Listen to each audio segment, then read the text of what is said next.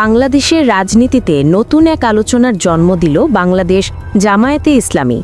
বহুদিন ধরে বিতর্কিত বক্তব্য ও মিথ্যা প্রোপাগান্ডা ছড়ানোর অভিযোগে অবশেষে দল থেকে বহিষ্কার করা হয়েছে তাদেরই একসময়ের মনোনীত এমপি পদপ্রার্থী আমির হামজাকে। একসময় যে মানুষকে জামায়াত ভবিষ্যতের নেতৃত্বে দেখছিল, শেষ পর্যন্ত তাকেই শৃঙ্খলা ভঙ্গ আর ভিত্তিহীন মন্তব্যের দায়ে দল থেকে ছিটকে পড়তে হলো। এই খবর ছড়িয়ে পড়তেই রাজনৈতিক অঙ্গনে নতুন করে গুঞ্জন শুরু হয়েছে। জামায়াত কি এখন নিজেদের ভাবমূর্তি বাঁচাতে আগের চেয়ে বেশি সতর্ক হয়ে উঠেছে? আমির হামজার বিরুদ্ধে অভিযোগ নতুন কিছু নয়। তিনি দীর্ঘদিন ধরে এমন সব বক্তব্য দিয়ে আসছিলেন যেগুলো অনেকের কাছে হাস্যকর মনে হলেও জনমনে বিভ্রান্তি তৈরি করছিল। তার সর্বশেষ বক্তব্যগুলোই আসলে তাকে চূড়ান্ত সংকটে ফেলে দিয়েছে। কিছুদিন আগেই তিনি ভারতের বলিউড অভিনেত্রী রেশমিকার সৌন্দর্যের উদাহরণ টেনে এনে অদ্ভুত মন্তব্য করেছিলেন। রাজনৈতিক বক্তৃতায় এ ধরনের প্রসঙ্গ আনা শুধু যে অপ্রাসঙ্গিক ছিল তাই নয়, বরং এতে সোশ্যাল মিডিয়ায় তীব্র সমালোচনার জন্ম দেয়।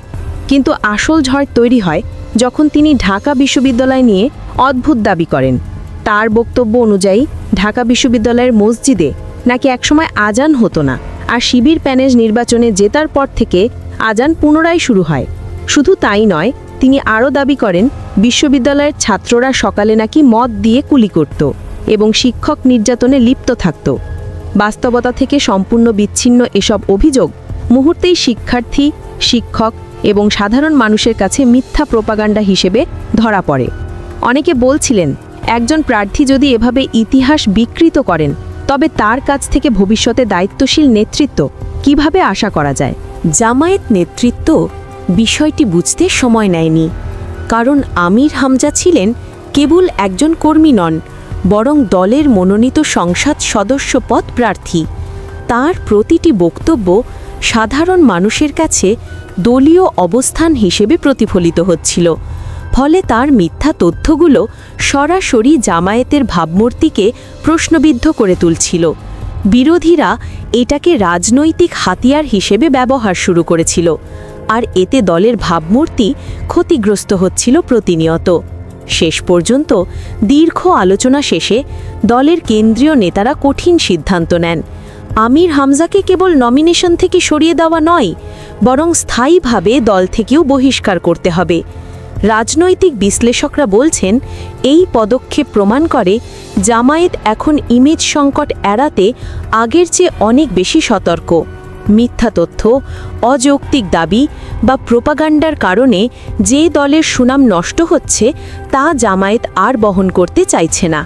তাই যত প্রভাবশালী বা পরিচিতই হন না কেন, দল এমন কাউকে আর ছাড় দেবে না যারা বারবার দলীয় শৃঙ্খলা ভঙ্গ করে। তবে জনমনে প্রতিক্রিয়া মিশ্র।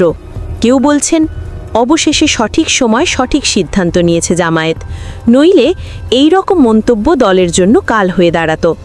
আবার কেউ বলছেন, রাজনীতিতে তো প্রতিদিনই মিথ্যা প্রচার হয়, তাহলে শুধু একজনকে টার্গেট করাই বা কেন?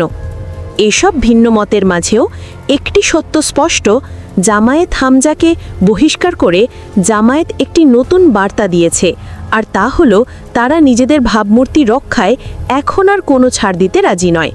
সব মিলিয়ে বলা যায়, একসময় যিনি দলীয় প্রার্থী হিসেবে আলোচনায় ছিলেন, আজ তিনি বিতর্কিত বক্তব্যের কারণে দল থেকে স্থায়ীভাবে বিদায় নিলেন। তার বহিষ্কার শুধু একটি ব্যক্তিগত শাস্তি নয়, বরং এটি ছাত্র রাজনীতি থেকে শুরু করে জাতীয় রাজনীতিতেও নতুন বিতর্কের জন্ম দিয়েছে। এখন দেখার বিষয়, এই সিদ্ধান্ত জামায়াতকে সামনে কতটা লাভবান করবে, আর আমির হামজা আবারও কোনোভাবে রাজনীতিতে প্রত্যাবর্তনের সুযোগ খুঁজে পান কিনা।